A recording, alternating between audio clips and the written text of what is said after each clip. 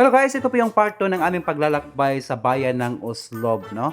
Para tayo sa Madzilan nito, lakbay ng lakbay, parang napapansin namin na bilog yung mundo. So around 4 AM po kami pumunta sa bayan ng Oslob guys, kasi from Lapu-Lapu papunta sa bayan ng Oslob, mahigit 4 na oras po yung kailangan para makarating doon. At ito na nga, no, may mga bagay talaga na hindi maiwasan at hindi mapigilan na magkakaroon ng mga ganitong klaseng sitwasyon. May kalibangon, may kasukaon, may kaihion dahil sa kautong-utong na dapat kagahapon basta na ilibang yun. At ayun, nandito na kami sa kaligitnaan ng pagbabiyahe. Dito pa talaga nila naisipan na dito nila natin to ililibang sa Daplin, wala naman makakita sa atin. At saka alam mo yung feelings na excited kayo makakita ng napakalaking butiti.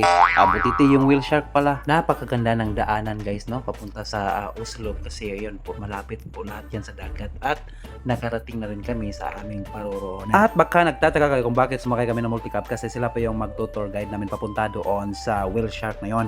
Ang bilis ng takbo, ang bilis naming nakadating dito. At ito na nga, hindi na namin mapigilan yung aming mga sarili na makita ang bawat isa. Kami ay natutuwa at saganang-sagana nagagalak at hindi namin maipaliwanag yung mga bagay na hindi namin maintindihan kung bakit nagkaganito kami ngayon. Bago mangyari ang kaganapan, magkakaroon muna kami ng tinatawag nilang orientation upang magkaroon kami ng idea o kalaman kung ano ang dapat gawin at hindi dapat gawin kung nasa harap na kami ng whale shark. Gas abilgas, nag-uulat, kalibagyan ng anga oy. Sa nakikita po niyo mga idol kung saan nakaparada yung mga bangka, dyan po ilalabas yung mga whale shark. Hindi po yan hindi po yung whale shark, ayan. At saka yan, hindi yan whale shark, puti yung buntot eh. So ayun na nga, dumako ng aming team papunta sa lugar na kung saan nagpapakita yung mga whale shark. Now we are riding the boat na. Hello! Hi! Welcome Oslob! Welcome Oslob.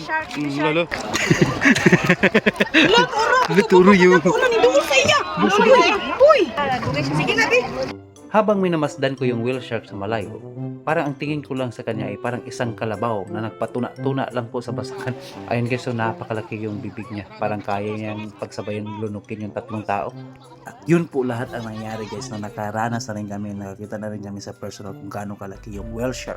At sa puntong ito guys is dumako na rin ang aming team papunta doon sa bayan ng Moalboal na kung saan nagpapakita yung napakaraming isda. So bago yan guys, kumain mo sila manggano. Gutom gikay, bahala mo diha oy. Gipang gutom sad ang mga shark o sa dirang per shark na mutanaw guys. At this time around guys, ayan, nagpe-prepare o naghahanda na kaming lahat papunta doon sa spot na kung saan nagpapakita yung napakaraming sardines daw na sinasabi nila. Guys, Welcome to Moalboal, Cebu! Moalboal, Cebu.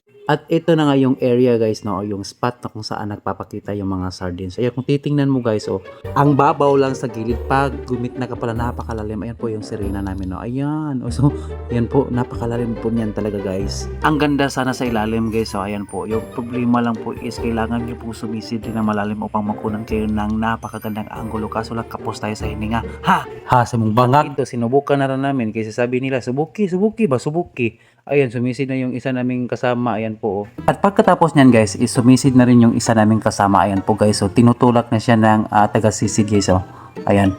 Ayan, grabe talaga yung tulak niyan. Ayan, para lang talaga pumailalim. Kaso lang kusang lilitaw talaga yung katawan niya. So, siguro sa sobrang chubby niya. Ayan ayan.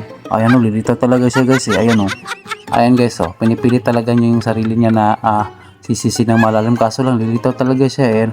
Putsa, sawa ko pala yun na. Transition in the turtle para makalimutan niya na mahal ko pala siya.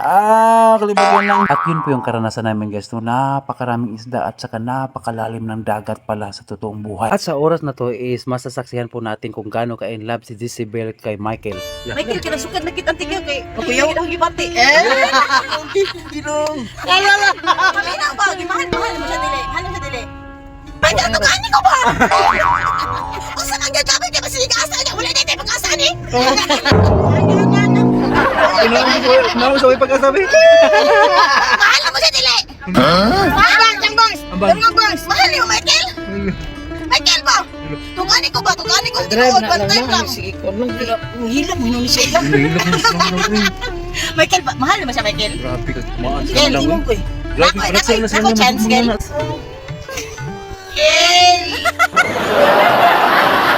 Hello guys, special shout out din ni Ma'am Ginilo Panal, Jin Cecil Ramos, og ni Idel Peri Ramos, alas ko Purper. Shout out og sa shout out ni Jeffrey Olpos, shout out ni Jumel J. Laniba, Emilio La Paz Aloroa, Joshua Abalorio, Rolin Eoncillo, Gerard Basadre, Alosada, Susan Sain, Vincent Andres, Wilmar Bunkix, Alsonado. Thank you for watching.